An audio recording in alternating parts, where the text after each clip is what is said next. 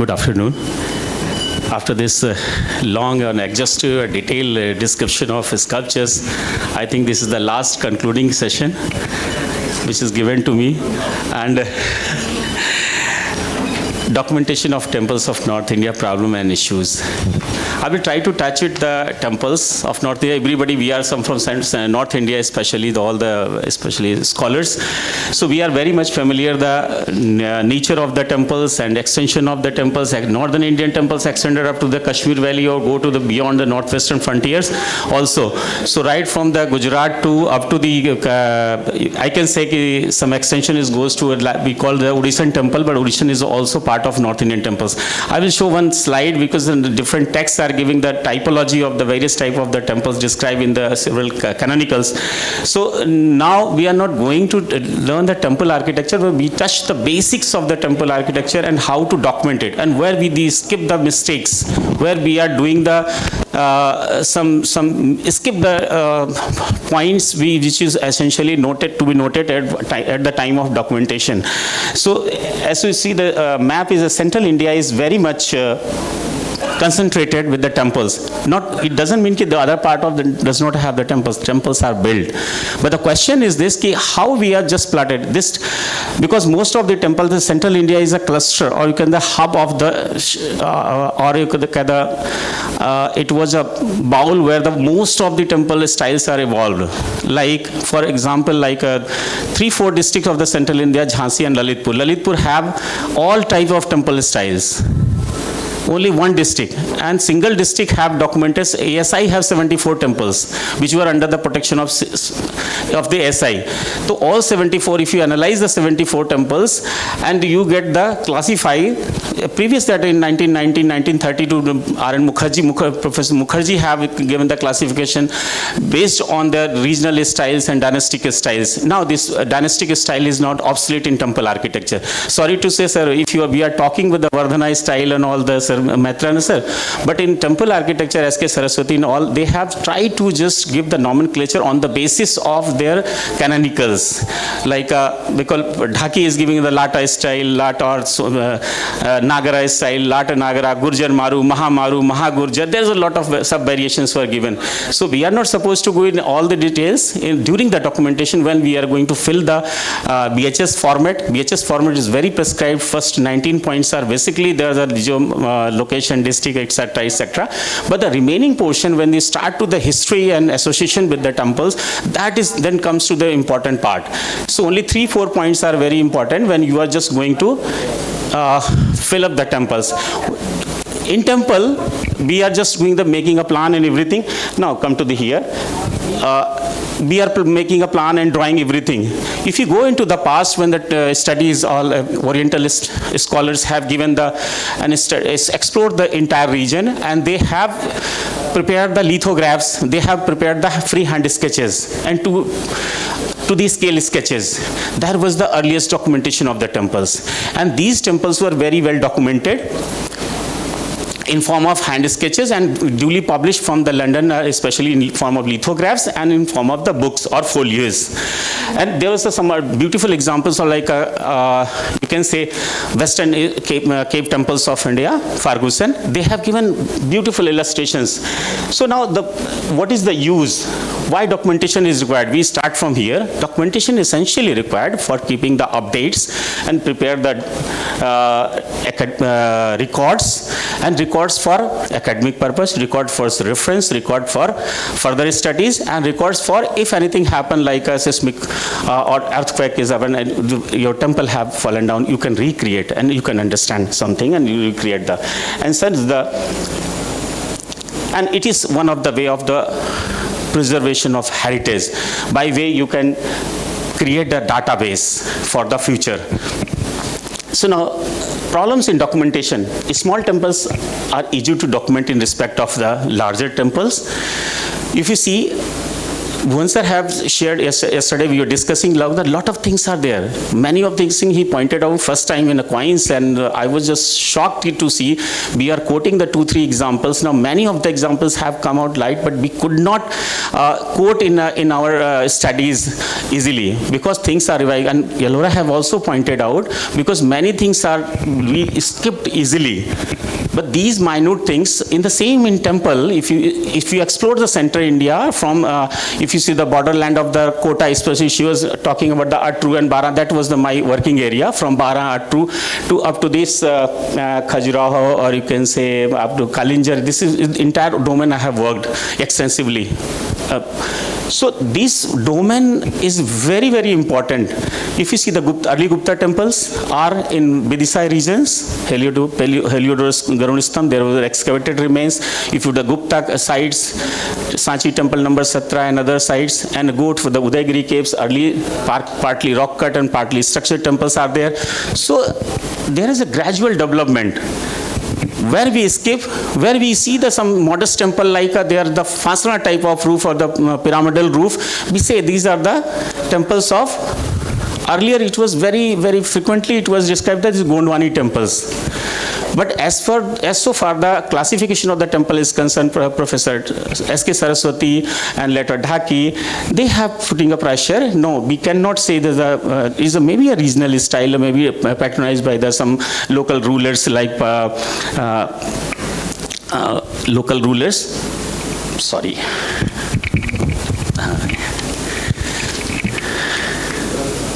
Thank you.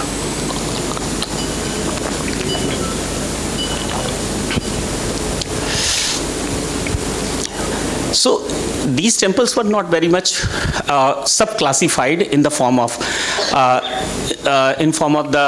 per the textual canonicals.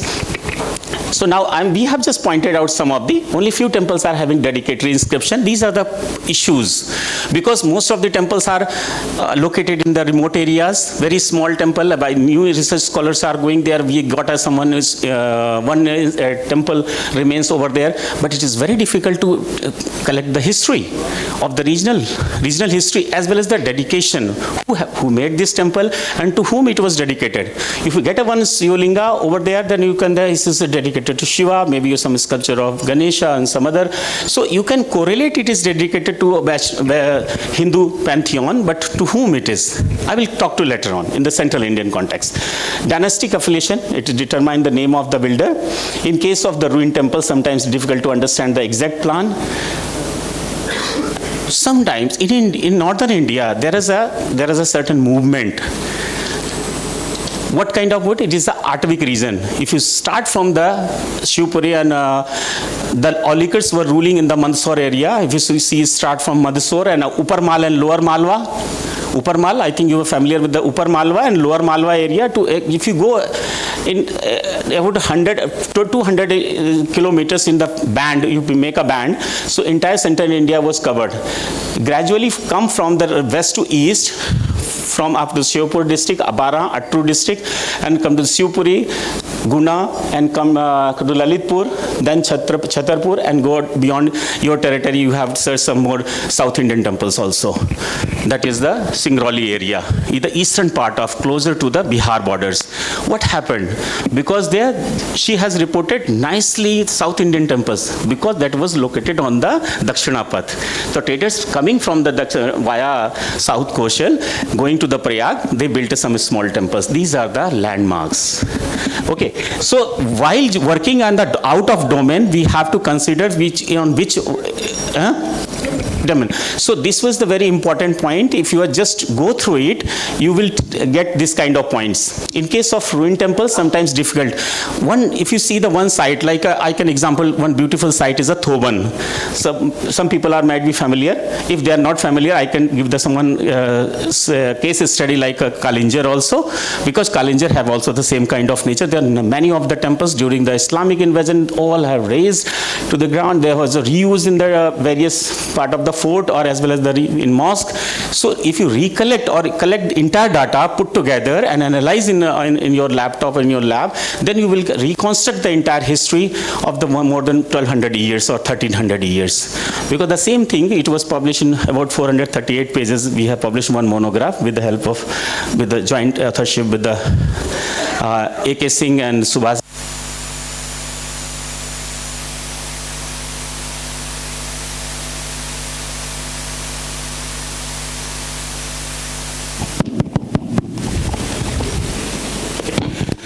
Hello. So this was because Kalinjar was one of the principal site which I can give the focus, because the Thoban may not be people familiar, but Thoban is very important because it was very much vaguely connected with the Kachap Ghatas, because Ghat have four dynasty, four sub capitals. They are ruling in the Sohoni area. They were ruling on the Gwalior, but these temples were not belong the Kachap Ghatas. They are belong to the latter Pratiharas. Why? Pratiharas have just wiped out by the Chandelas and other rulers, but in some pocket of this Atavik region dominated by the forest, this forested area was under the control of direct or indirect control of the 300 years dominated by the Savites. And Savites, most of the monasteries are under control of the ASI, and nicely, I think sir is working on it, and he nicely makes some conclusion over it. But these Shaiva monasteries have played a vital role in the central India. And if you go to document these Shaiva monasteries, and you will get the 20-30 sub-shrines. And each sub-shrine, like a Nareshwar, Bateshwar, Survaya Gadhi, and recently I have discovered one more in Shivpuri area. So these monastic complexes have some basati also, like a Savite. Basati means one small rain shelter. It's called a basati. Word is coming in the inscriptions. So what happened? The Shivas, one temple was belonged to some main deity like a Shiva, and Pasputas, Shiva ascetics, and Paspat belong to Paspata cult like Mattamayura cult and other. So they were used to sit in a single temple. So they small miniature shrine come up. And sir, I believe it that these small shrines, especially Mandapika shrines, came into being and came into existence due to the Paspata cult. And mostly dominated in Dashan region, like either Kedeva and Dhaki, they all have given written a lot of papers on it, because this area was dominated by Paspatas, and they never go for the construction of the larger temples. They make one big temple in the center, but most of the temples are in miniature form and shrines for individual meditation. So this is kind of some conclusion I've made. So now preparation of detailed notes, it is very essentially, if you are a student or scholars, or we all are doing the same, you have to very careful, because modern gadgets are, we have the beautiful camera in mobile and still digital cameras. You take the photograph, but while taking a photographs, so you must take some primary notes. Now, yesterday and today, people have given a lot of handheld X-ray or LiDAR or mobile camera, 3D scanning, all gadgets. Now you are familiar with that. If you are going in the field, so how quickly you can collect the data before going to your lab or your room. So you have to make a certain procedure to collect the data from the field. Otherwise, if you are not, and process your data immediately after reaching your lab. If you put your data for long term, you may confuse, you may mix with the other datas, because every time you cannot put some labels, everything.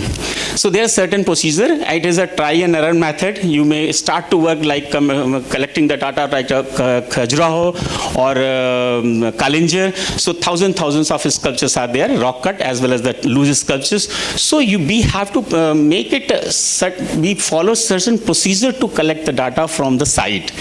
The entire site was divided in separate groups like regions, 4 or 5 regions, different kshetras according to nomenclature which is prevalent in the society.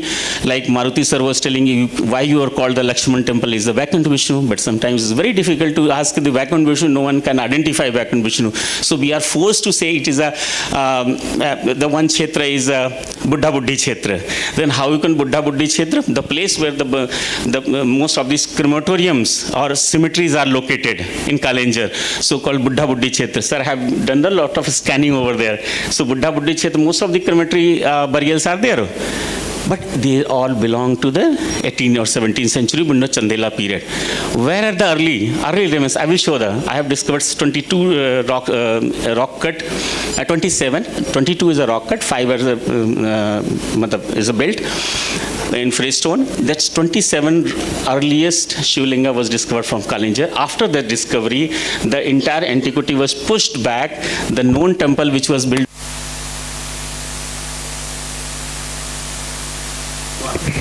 So temple was. Hello. So वो भी थक गया है, वो कह रहा हमें जाने दो, आप लोगों को पकड़ के रखा है.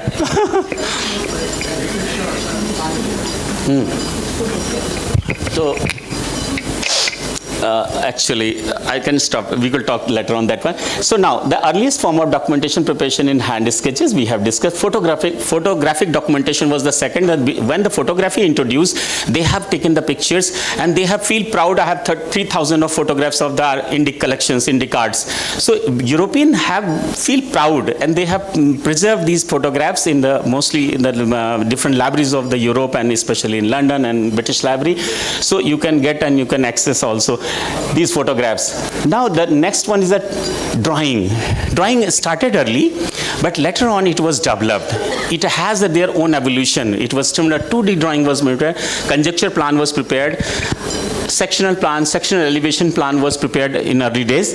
But now the thing was 2D drawing, 2D format of drawing is very important because it's a basic form of drawing. Everything we have to show in a 2D format. Why? Because if you prepare a 3D format, okay, it is, you have the laptop, you have the cell phone and you can see the 3D format. But we were sitting on a table, how we will analyze? You must have to print. Now 3D printing is started, but you have to, the picture maybe have the 4 or 5 pages, but you printed in different views in 2D format. So 2D format of documentation is the basic one, preparation of the plan and manual and drone, both the format we can use for the documentation, vertical axis plan or vertical plan, preparation of the elevation, section elevation, conjectures, listing of sculptures fixed on the various parts of the temple.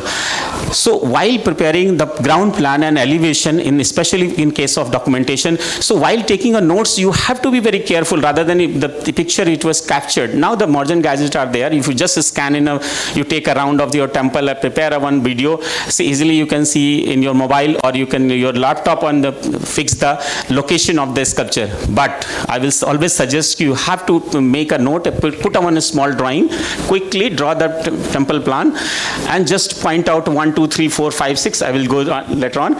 So each and every additional information on ground plan you can add at the same time of while taking the notes. Next, plain table survey, chain survey, etc., etc. So total station survey, 3D format of documentation, 3D documentation of temples at the point cloud database. Now it is a latest technique. Sir have talked about the Muthu Swami sir have talked about the point cloud data, GIS based data, because all format of data was created not because it's a gigabyte data. Then how you will do it? All are uploaded in point cloud base, so that these lidar survey data or photogrammetric data can be analyzed or is very useful. It's one of the best tool for this study, especially. And photogrammetric survey, lidar survey and terrestrial survey. These are nicely explained by these are some gadgets we are using. If you are going as a student or as a scholar, you are going site every time, you don't have the kind of lidar or everything. But what the basic principle, everybody knows these are a small compass and all, lidar various ranges, the 40 megapixel of drone, these are the advanced techniques, and measurement and all compass is essentially required, which is available with everyone. So one transit theodolite is essentially required because it is very helpful for the taking a height of the temple. And it is one of the basic thing. There is another way of talking morning. We are talking with the sir when we are walking in the site. So we are talking how we can calculate the height of the temple, because there is a certain iconometry is there. On the basis of that qubit system, we can measure that sanctum sanctorum or take a measurement of the one molding like a Khurakumbha Kalash, whatever is available. On the basis of that we can go for, but it is very, very important after 5th or 6th century temple which are built on the canonical based, on the basis of Shastra. Shastras. And early temples you may not get this kind of standardized format. So temple maybe have some distortion also, because it was standardized in later. After Aparajit Praksha, you would get this kind of a standard qubit system measurements. So earlier, old format of documentation card in B format, it is very used in ASI. I think old libraries or institution and universities also have this kind of data. We are making a documentation card like this, very crisp, very small information. It is an index card kind of thing. Now come to this point, up to 19 or 20 point. 20th point is very, I'm not talking about this thing, village, locality and everything. Now history. So I'm talking in the central India, especially some of the region, especially Atavik range, Kshetra, we cannot directly connect to any structure which who has, but we can say or write about some history of this region to belong to particular this dominated in this area. So in case of our study in Kalinjar, we are unable to explain and associate any kingdom or dynasty up to the 6th century, 7th century. There is no direct Gupta affiliation. There is no inscription which denotes any name of the temple. Only one name was repeatedly coming in a small label inscription and larger inscription, that is the name of the Udayana. Udayan name is very much popular in the history, and there is number of Udayan. Skand Puran giving the lot of story about Udayan, and Udayan is connected with the so if Udayan have different, one Udayan is from Kaushambi region. So who is the Udayan? The earliest name of the Udayan comes in inscription that dated to 1st century AD. So you can say we become puzzled because Udayan is written in the 1st century inscription and come to the later on, even though one sculpture have name of the Udayan. Then how we can conclude this 800 years of history running behind Udayan?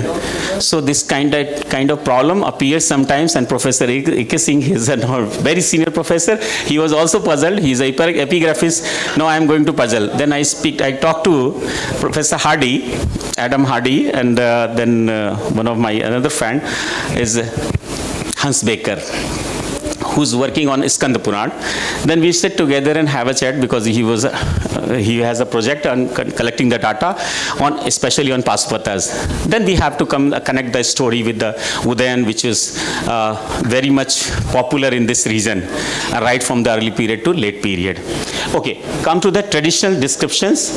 Traditional description, dynasty, styles. I have also discussed the traditional descriptions and dynasty. Sometimes we are not able to connect or decide to which dynasty it belongs to and who was the builder. So it is a very tough task, and I think anyone who is, even we from ASI, we are also become puzzled sometimes. We are not able to connect them directly who was the person or who was the builder. Like Thoban, we are working in this area in so many years. So we are coming in a position in Kalinjar also. We up to 700 years we are not positioned to say under whom it was under the control. Definitely there is some tribal chief or maybe some rulers. They have went to there. They have go up to the Kalinjar and given some tribute to the Nilkant temple, but they have not issued any kind of royal inscription over there or some donatory inscription over there.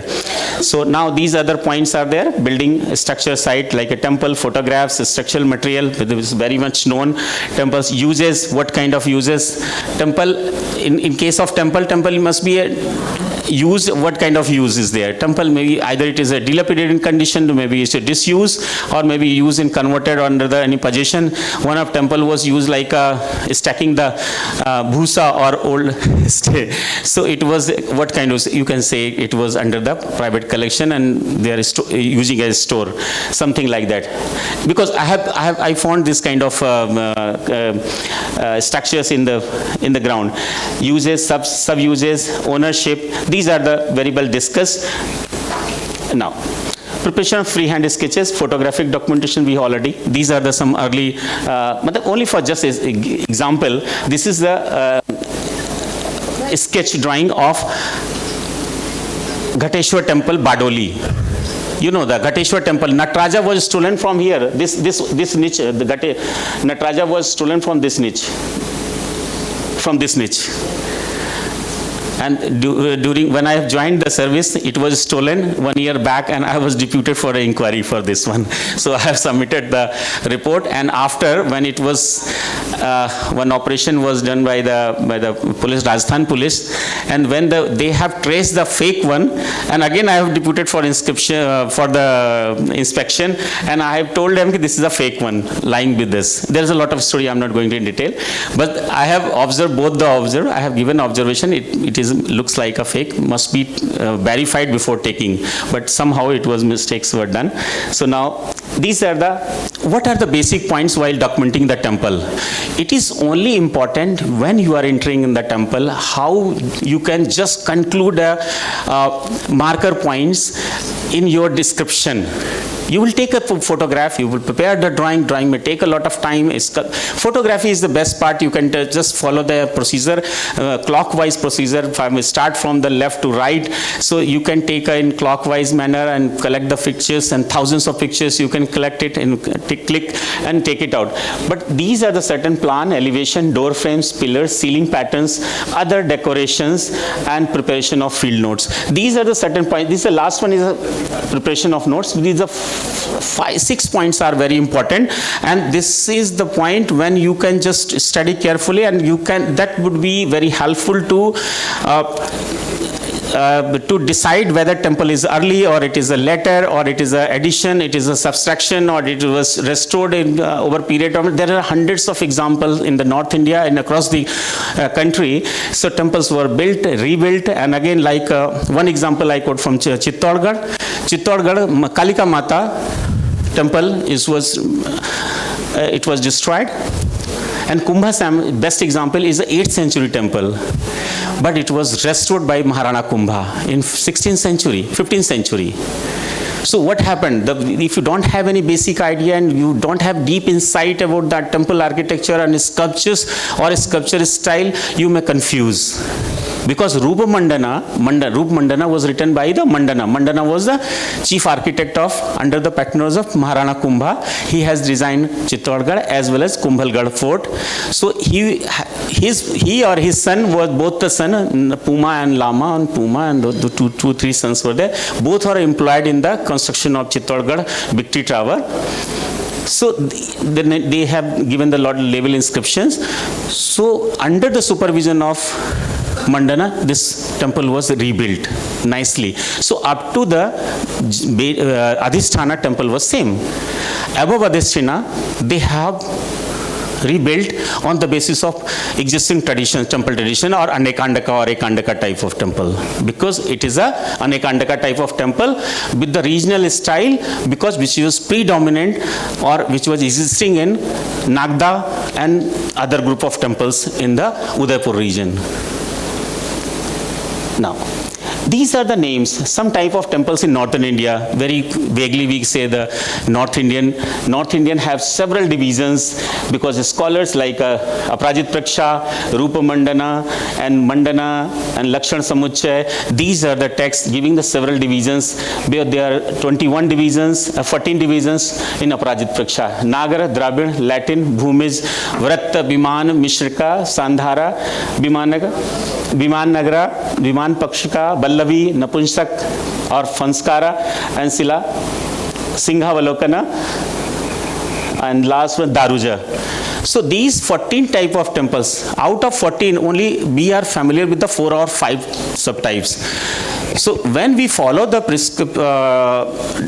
guideline given by the earlier temple scholar, experts like Hardy, or Hardy is presently working, he is we call the Michael Meester, Dhaki, K. Deva, and prior to K. Deva, S.K. Saraswati. So they have given more emphasis. You have to give the name on the basis of this classification. Then again challenge, ma'am, how we can follow?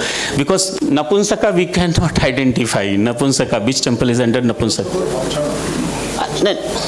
Napunsaka or Napunsaka, we can Fansana. Napunsaka means Fansana. Now there will be some conflict between Pallavi and Pansana.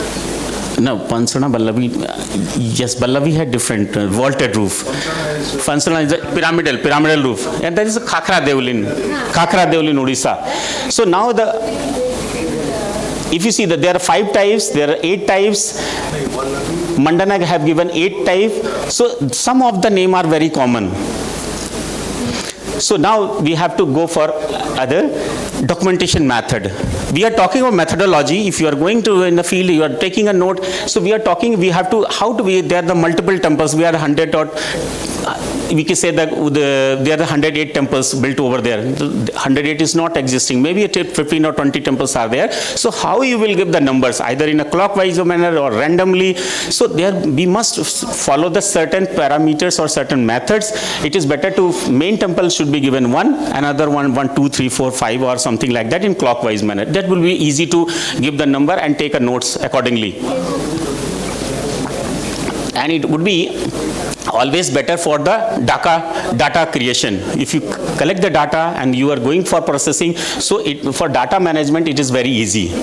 Temple number 1, 2, 3, 4, 5 accordingly, and go for T1, T2, T5, T6, T7, T8 accordingly.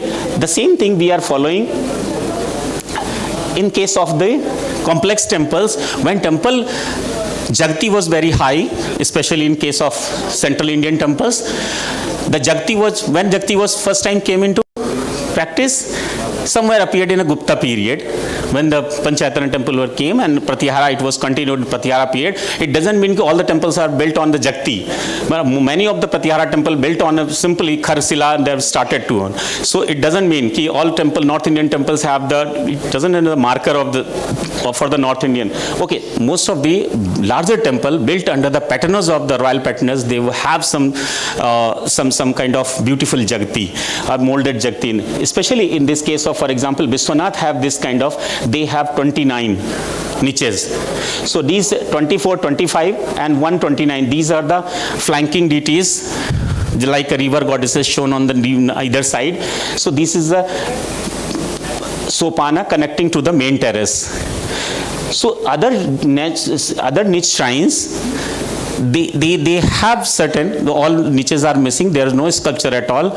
We don't have any, occasionally we may get some kind of inscription. Lakshmana does not have this kind of niches.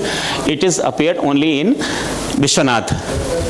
Because Kandariya Jagti was very much dilapidated condition. It was restored by the BHS and later by the ASI, so they have lost the original texture, so we cannot ascertain that. But in complex plan, we have to, this kind of niches, so we have to take a precaution and if the sculptures are there, especially if you go to the Dudhai, Chandpur area, this is a forested area, but they have the number of temples, because sir is working there and we are also work there in Bhopal circle, so we are very much familiar, and the topography and landscape and the temple's escape is beautiful. You see from Gupta period, early Gupta period to continue up to the later period, 13th, 14th or 15th century temples. So now come to talked about the point, plan.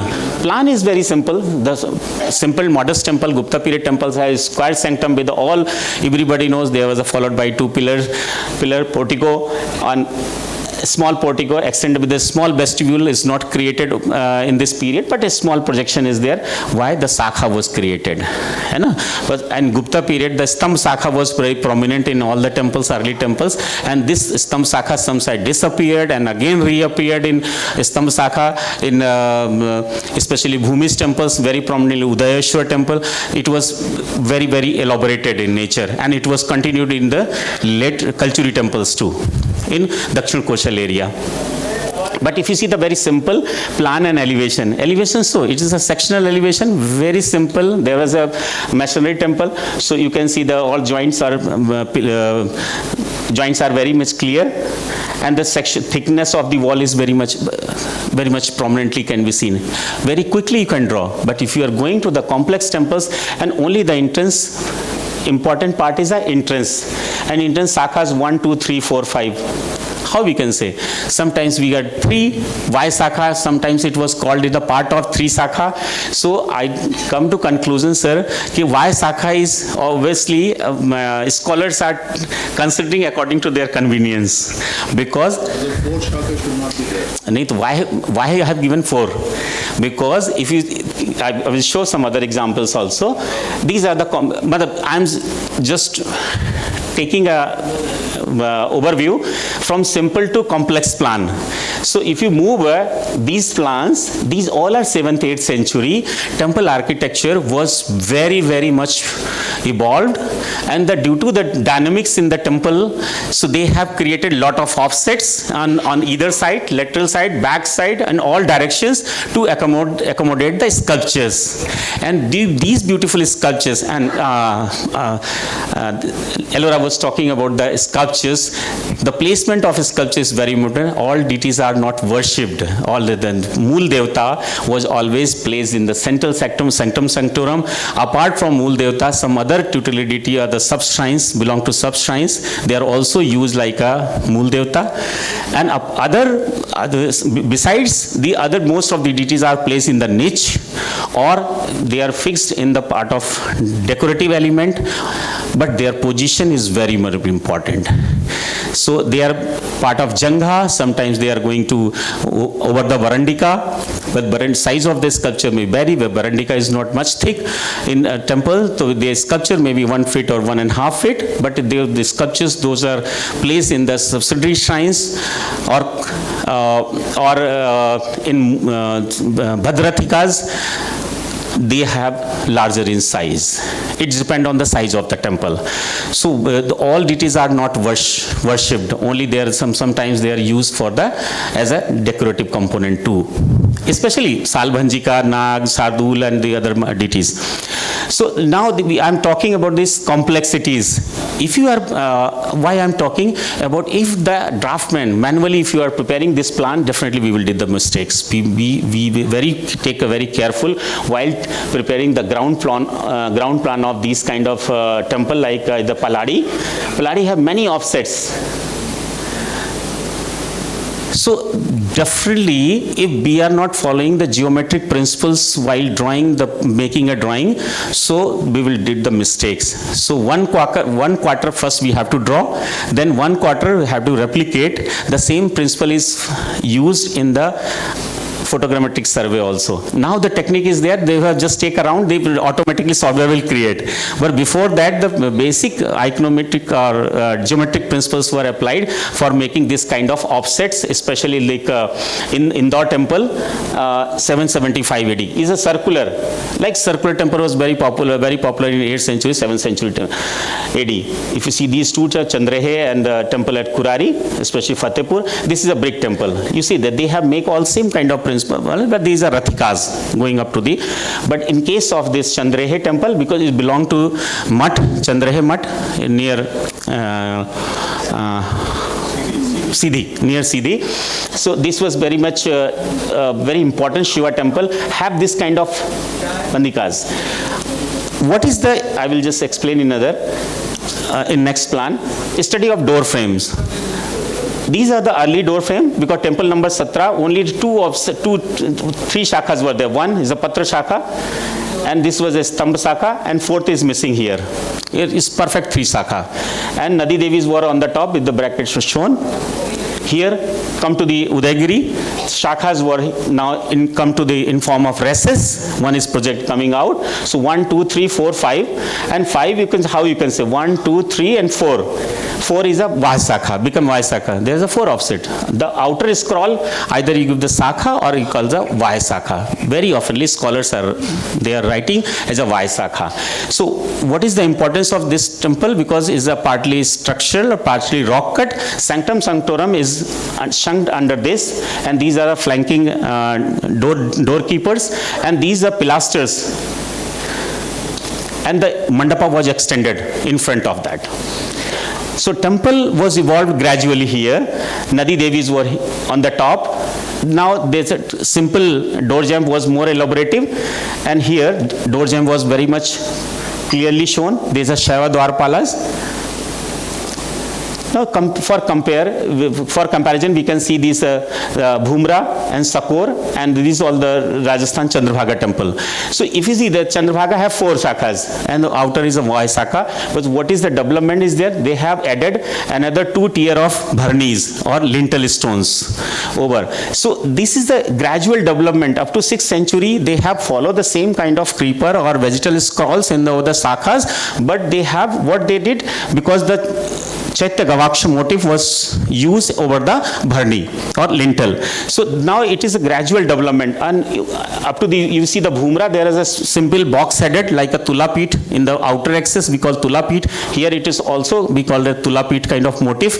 It is a prototype of wooden prototype used, continued in the stone temples. Here there was a Vyagramukh, the lion face was depicted on the box head. So it is a little complex temple. You see how the meticulous they have just given. After Gupta period, now these Trinity and Navgrah Saptamatrika appeared on the lintel. It was somewhere close in end of the 7th century, or maybe 750 or early 8th century. ये बाद में है. एक temple है, Mahadev temple है sir, Lalitpur में. वहाँ first time appear हो रहा है, जो कि इस सेंट्रल रीजन के लिए उसमें एक कला में पब्लिश किया था. तो वो एक अर्ली वो मिल रहा है जहाँ पे फर्स्ट टाइम जो है सप्तमात्रिका और नवग्रह ऊपर आ रहे हैं. तो वो यही फैग एंड है जो 8th सेंचुरी का, वो 7th सेंचुरी क्लोज में ये सारे ऊपर आ जाते हैं लिंटल के ऊपर. तो this is I have just given कि how it is material. 6th one is a Vaishakha. Here if you see the Pedya Bhag, Pedya is very much important. Pedya have the Nadi Devis, but in the Mandarak have some beautiful, the 2 Udadi Kumaras, and the down there was a Chandrashila have 2 grass mukha on the flanking side.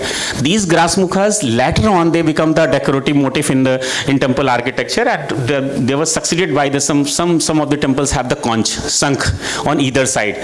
But this is actually in fact is the 10th 11th century temple, 1050 or 10th century 1000 इसी आसपास का है ये. So यहाँ पर grass मुख दिखाया गया. तो ग्रास मुख became the popular in this part of the especially ये मेहरौनी के पास में है. If you just crossing from Jhansi to Sagar, it is on the right side of the highway. Now another example I have just given of the Mandana, because this was translated or design was prepared on the basis of a Mandana description. This is a closer view of the Mandarak. Here you see the conch is prominently shown on either side of Chandrashila, and Mandarak, and on either side of Mandarak they are the grass mukhas. So these were the Hastani type of Sapta Sakha doorways, is called a Hastani Sakha. There are some further sub classifications. So when we are just writing or explaining the temples, we must take, because this is why this kind of temple decoration appears on the Kumbhi portion of the pillars. Well, we are talking pillars. We will give some, there are 4-5 types of pillars in textual reference, but there was some Misrika type of pillars, those are composite pillars.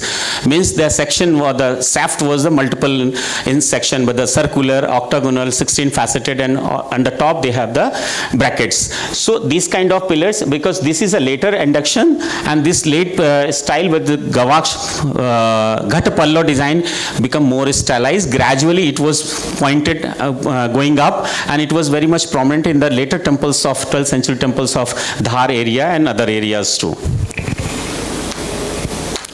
Now come to the elevation of temples.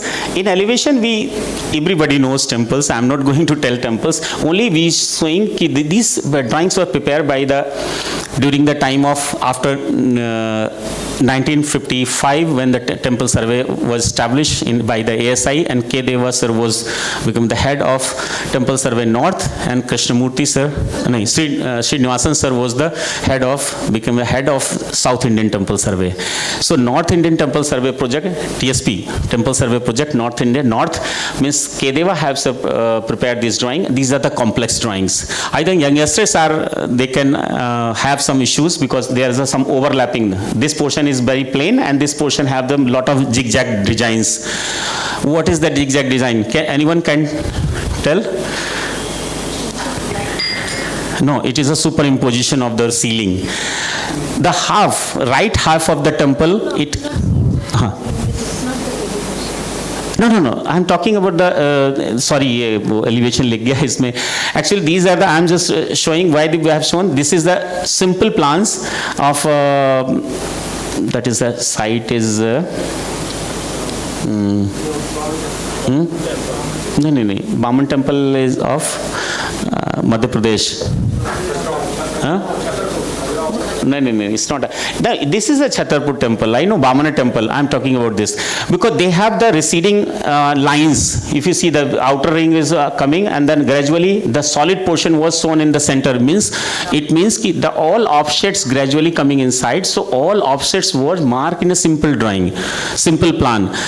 What we did, we don't have a shortage of time. We quickly just draw the outline of the temple and give the inner measurement and tell the thickness of the temple. But that was not an accurate drawing because the sanctum sanctorum is located on the top and Pitha, base of the Pitha, that the Kharsila was lying on the outer portion.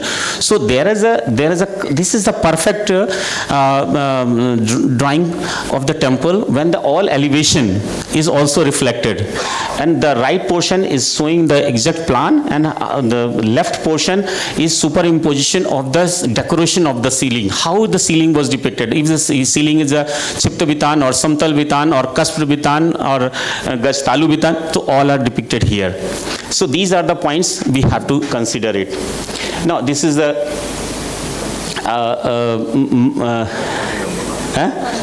Kandariya Mahadev, Mahameru. Kandariya के लिए Mahameru style of शिखर कहते हैं because they have the central spire have the multiple Urshringas. So the all Urshringas have because reaching up to the 3/4 height of the temple. So I'm not going into detail, only we are just talking how the temple was just, they have given the plan elevation because it's a Sandhar Prasad, so they make a beautiful Pradakshina inside and the lateral Kachasana was there. While you are just documenting the temple, that the inner Sandhara Prasad, in case of interior portion of the Pradakshina, you will get different kind of sculptures, and if you're coming outside of the temple and the exterior portion of the wall have a different kind of depictions. But because the exterior, you must have all the erotic scenes and loka scene on the folk scene, so all scenes are there. And internal part, mostly you will get some deities as well as only apsaras in the Salilantar portion or corners, intermittent space between the two Rathikas. So these are the very important points while we are just documenting. And here again all the superimposition is there. So in plan, while preparing the plan, so these minute points to be taken care, and if the plan was prepared by draftsman or any colleague or any friends, and even though if you are engaging any agency for preparing the plan, so you have to consider, you have to check thoroughly and authenticate the plan, what is the accuracy of the plan. So now another complex plan of the temple is a question. It is a Parshanath temple of Khajuraho. It has two entrances. Main entrance is on the right side, left side, and back side there is another sanctum shrine was added. But you see, this temple have beautiful jangha. So have the Adhisthana, molding is very much clear. Pitha is not shown here, Pitha is below. Adhisthana is very much simple, only one niche is there. And but Janga have three friezes. Two friezes are identical in thickness, in height. Lower one is larger in height. Above one is smaller and top one is smaller than the other, and overlay Barandika is there, and there is another some small figures also depicted, but they are like flying Gandharvas and other type of sculptures. But these two friezes are very important. This is a Jaina temple, but lot of Hindu deities are also depicted, especially famous for Apsaras, and Krishna, Balram is also depicted on this side. So we have to give the 1, 2, 3 janghas, and we have to measure, give the number according to in clockwise manner, start from the door and go further in clockwise and prepare the notes accordingly. And if you go over the Barandikas, and why it is important, we should know the nomenclature of the temple, then it is easy to take a note. And you are noting your just Varandika molding, like here, where Adhishthana have the Bhadratika only have niche. Other moldings does not have. So that has to be pointed out in your description. You see the Pitha and Adhisthana of the temple, and you see the nomenclature, all nomenclature in vertical order. So these are very useful, help to give the taking a notes. Another example of Mahamandora of Mandana. When Mandana was describing the temple of 15th century, they have given this kind of, they have sub-classifies Mandora. Mandora portion is a more important part of that. Most of the depictions are made on this exterior wall of the Mandora portion. But in case of Rajasthan temples, like Abu temples and other temples, Jagatsuk temples, or if you go other Kumharia temples, entire interior is full of carving. Each and every inch of the temple have the carving. So in this case, how you will go for the documentation? It is a really tough task for us. We have take a months together in a one temple, and certain methodology we have to adopt. Because it is we have to, each wall may be divided into separate groups, 1, 2, 3, 4 groups, maybe in grid pattern, then each and every grid you have to take it out. Especially I have shown one example from Eastern India, from terracotta temples of Vishnupur. Because the small terracotta figures fixed on the exterior of the temple. The similar case in stone temples, I have not shown some other examples, but is a Mahamandora was having a 144 cubit, and this is a 249 cubit Mandora, because this is on the basis of the canonical text, because this is a simple one, this is a complex Mandora. So but for the documentation, it is not easy to classify whether which type of Mandora until or unless you have gone through the regional text. Especially if you are documenting in the western part of the country, so Chiranava and Roop Mandana, you must have gone through it properly, which is not possible to for all scholars and anyone. So now come to another example for complex. This is the entire complex. Again, we have to follow the same kind of temple. It is an example of Lingaraj temple. So how the sectional elevation was given in drawing. Now, since last 2 days you have seen all the modern name of the modern gadget, application of modern gadget in documenting everything. But what I see is last time we were discussing with the madam, what kind of mistakes we did. What kind of accuracy is required, because once drawing was prepared and it was gone for your archival in database, so no one will come and make a correction. So until or unless before sending to your database, uploading database, that's why she is putting pressure on each and every thing has to be documented, and that has to be verified, rectified by the 2-3 seniors in 2-3 levels. So similarly, in case of drawings also needs a lot of verification and authentication also. In case of Orison temples, mature Orison temples, all the Pabhaga to Griva, this nomenclatures are same. These drawings are available everywhere. Khakra Deul and Pidha Deul, because here we call the Fansana roof, and it is Khakra, we call as a Ballabhi Sali. It is a side, it is a front view, no? That's why, sir. Ballabhi is a vaulted roof. So Ballabhi is one of the popular style. And Sala Kuta Panjara, if you saw the everywhere. So it's not. Now come to the study of pillars. We are talking about the pillars. Where the 5 types of pillars in the text, Brahad Sanhita and Matsya Puran given the 5 types. Basic 5 types: Ruchika, Brja, Devvajra, and Pranalika and Vratta. Means 4-sided, 8-sided, 16-sided, 34-sided, and 32-sided and circular. Apart from, if the all components are there, it's called the more than one, it is called Misraka type. So Misraka type pillar is very common in India, very common in Indian temple architecture. We call the Misraka. So this is the evolution of pillars in especially Gupta period up to the Dara. Dara had very simple Ruchka type of pillar, 4-sided with the hourglass decoration on the top of portion, crowned by a bracket. So you see, this is very rare example. Otherwise, most of the temple, Gupta period temples are the Misraka type. Lower portion is a square, then octagonal and 16 faceted and crowned by Kalash or Ghat Pallava in later period. So now, temple ceiling is very much important. Temple becomes simple to very complex. Simple earlier, there was a Samtal Bitan, the flat ceiling. It was decorated with the lotus medallion, then chipped and four pieces of stone was taken and placed on the cross, diagonally cross in the square chamber or sanctum sanctorum, and finally the center portion where the Navichand was coming in the cusped ceiling, Navichand was given the top by another piece of square stone slab. So that is called the Chipta Bitan, and these are the complex designs of the ceilings in very popular in across the India and Western India, Central India and Eastern India too. Now these are geometry of Lakshmana temple. How this temple were cusped? These cusped Gajtalu means there was a cavity in the side the cusped. How it was moved? These are the basic principle used in the to making this complex design of the ceilings.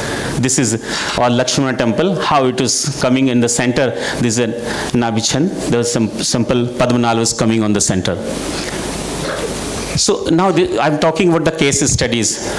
While I was assistant archaeologist, we have started this work, and since last 20 years I'm documenting in the temples, and 2-3 books have come out, and one is in press again, and another volume. So this is a Kalinjar, everybody knows, need not to go. The earlier it was known as a capital of Chandelas and very much known in that medieval Indian history, famous. But apart from this, what is the basic importance is one of the Shaiva Peeth and Sakta Peeth, and this famous Shaiva center. And first time, around 5th century, early 5th century, 3 Shaiva Acharyas, Lakudas, inscription evidence is there. 3 Lakudas came to Kalinjar. They settled over there, and first inscription were written in Brahmi, you can say, Gupta script, and near Meghdhara. So that was the first evidence. And what was the substantial change come out when we have just get 26 Shivlingas in the back side of the main temple. Sambhunath is here. He also did some covered this portion of the temple, but he never entered. Later on, after I think your visit, and I have entered, opened this door, and there was a filled with the masonry. After opening this door, I have entered. I tell you, this passage was open way back. We have seen it in 88, 89. Yes, long back it was open. It was covered because something. Yes, some snakes are inside or something. Way back it was open. You are right, sir. It was open. But 2011 I have published one detailed article, and then one inscription was reported from here. It's one label inscription, and then after this discovery of these Shivlingas and publication, so lot of response I have received, especially from Hans Becker, Peter Bishop, and Ikechi. They are working on Shaiva movements in India. So they have approached me, and finally we discussed what is happening over there. Then one Skand Puran, one volume came published from the Leiden. Then he shared with me, because the one chapter of Skand Puran was dedicated to Kalinjar, and the story of Kalinjar related to the Saptarishis and Udayana. So the story is connected and depicted here. So this is after this discovery, these Shivlinga and inscriptions, it was firm only when the Lakudas came here. They have chosen this place. This is a rock shelter, and these are the rock shelters on the left side, cave number 7. Beyond that, in the between space, there is about 30 meters. These the rock shelter area. We have the number of inscription over painted inscriptions and engraved inscription belong to Gupta period. They are in Sanklipi as well as then Brahmi. So after this discovery, now it was the antiquity of this temple, which was built by Kirti Burman. Mandapa was extended during the Chandela period. Automatically, it was pushed back about the 550 or 600 years back. So now the first time when Lakudas came here, they have settled, they have made some this kind of Shivlingas, and they started to worship here. And later on, they continued 600 years, and finally they have make this the rock cut caves, which was 7 caves in this compound. These are the closer view of the temple. Now this story of 7 rishis, it was depicted here, and these are again there is a 7 become 11, and these deers are because the story relates that the 7 rishis, due to the curse of his guru, they were born in the form in a deer form at Kalinjar, and finally they have left their this heavenly world and finally gone to the Swarga. Because why there is a, they have just they have free from their curse after the meditation and good virtue at the site. So this is the odd sort of a story. These are the temple remains.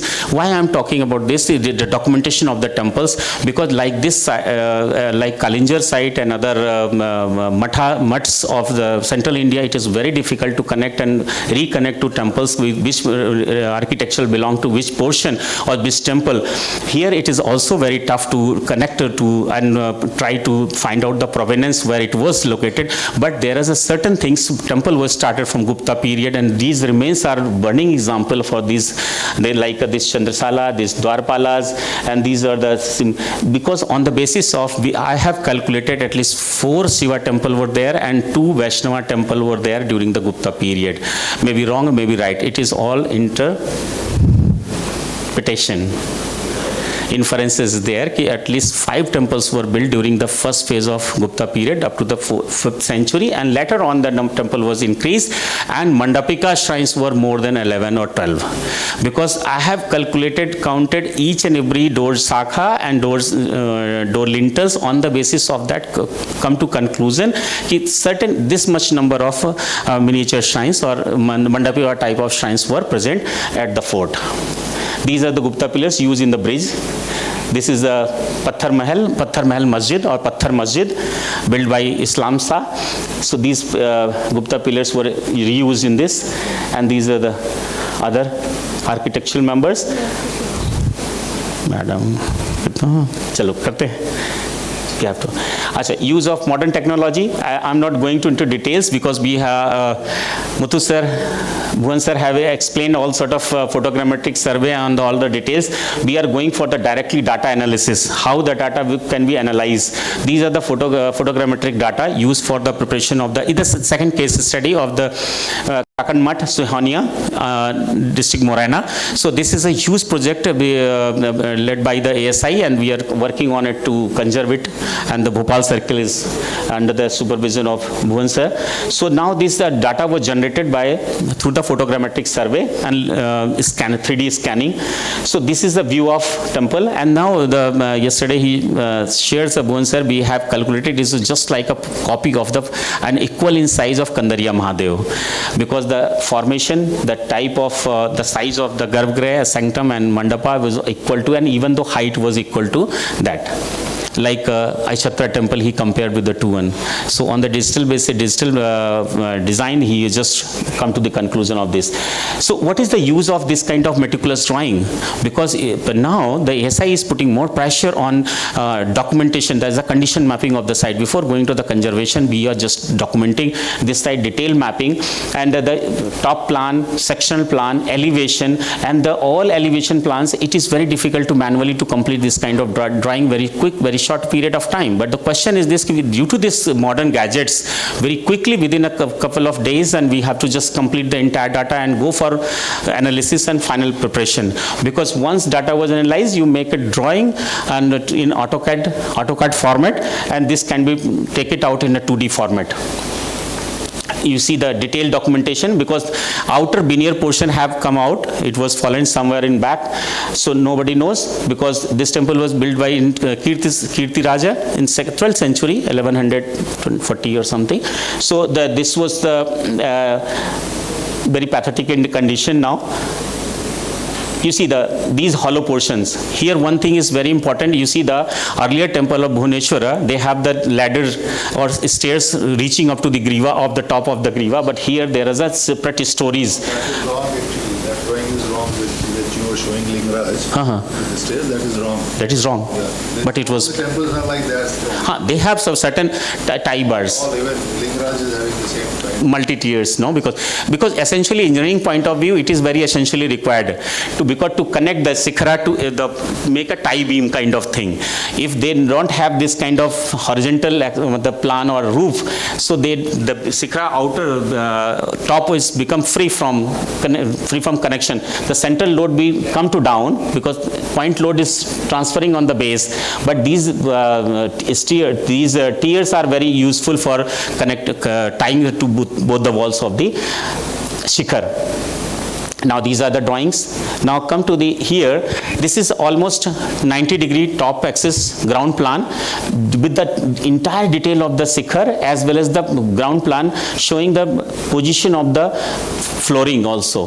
So this is the conservation drawing, and it is the conservation drawing. But when we are documenting the temple, similarly, what is the condition of the temple? What is the flooring? The flooring is missing. There is a vertical crack. When we are conservation issues, so what is the conservation? You can draw the conservation issues, and if you have an idea, you can prepare the one passage note on conservation. There is a vertical crack on the mandapa or sikhara, or certain portion is damaged, or this portion of Jagati is damaged, or these sculptures are missing. Whatever conservation issues there, like this is a burning example. Entire temple is ruined in condition, but one amlaka is resting on the mandapa. Why? Due to the balance in two stones are putting a balance, and they're just entire, you see the amlaka is resting on the top. Now this is a sectional plan with the laser scanning, and again 3D laser scanning of the Menal temple. You see the Menal temple. It is all Bhumiji style of temples, have the beautiful janga with the friezes of janga, and the nearby there was 3 early temple because built by Chamana queen, so it is 11th century. But there was 2 other. This group is very important for the study of the temple architecture, so for the Rajasthan is concerned, and it is another Shaiva Peeth. It is very much connected with the Central Indian school of Shaiva Pasupata cult, and this belonged to there was a Harshgiri and Menal, and it was in same axis, and the Lakudas coming from Harshgiri to here, and they have the distant connection. Another scanning of the Meguti Jain temple. The only way I am giving because I am not going to talk to you about this because already people have talked about. This is a Jain temple Meguti. All this data, orthomosaic image of this, but it is high precision data. You can measure because it's a point cloud based data, so you can take a measure from your, like just Manju have shown, you can measure it. In lab you can just use the cursor and measure the each and every point and make a description, what is the height of the molding, what is the height of the sculpture, everything you can do it from this kind of data. This is all section. This is another plan of Mahanal temple. It was position was placed. Now this was the early temples, 8th century temple, and before to this main temple. Now these are the drawings. This is another scanning, 3D scanning. Modheras and temples. Now this is the photogrammetric plan of the especially used for NMA format.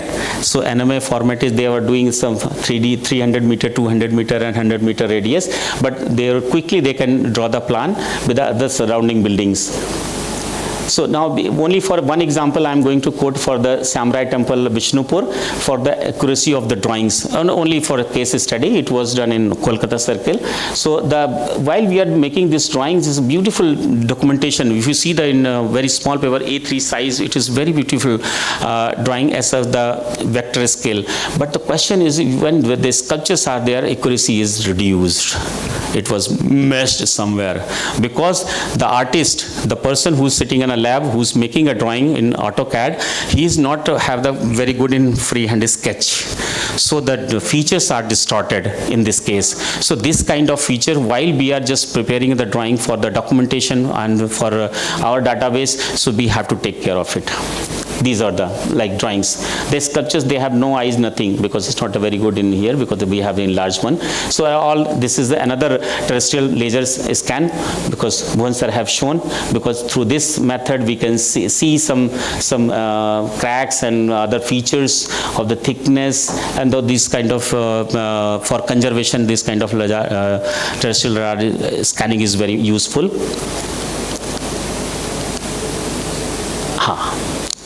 Use of documentation. So I'm going to point out some mistakes kind of thing, because you see the all Jangha, this is one of the temple in near Datia.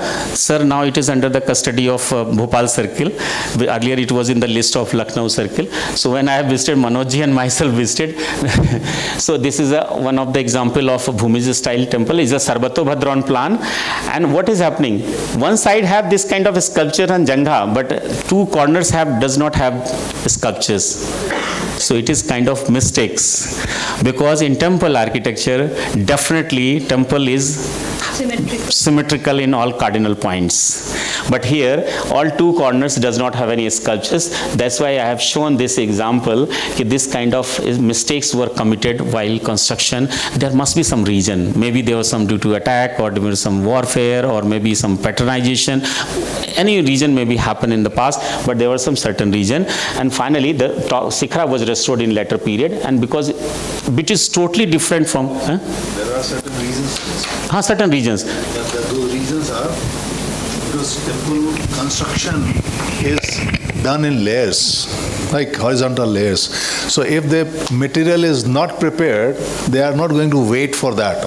So for that reason, they put their plain stones, whichever is. So that is, and this phenomena is found in various larger temples where lot of guilds are working together. So if that one free is running and then suddenly you find plain stones or half carved stones, it is not any deviation, but it is for the construction, to continue the construction for that. That's correct. So now in management language we call that deliverables were not dispersed.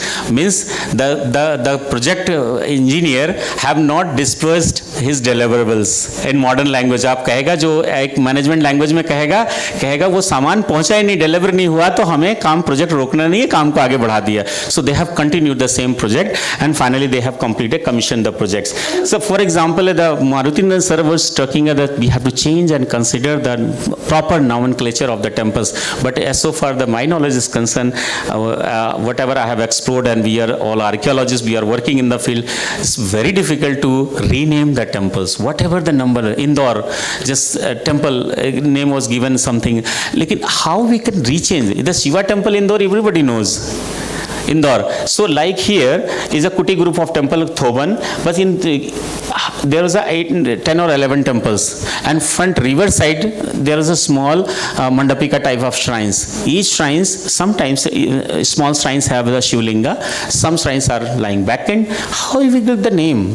It is very difficult. Or this kind of groups, it is a totally matched everything. You cannot give any kind of name. Only the best part 1, 2, 3, Thoban T1, T2, T3, T4, and Kuti group.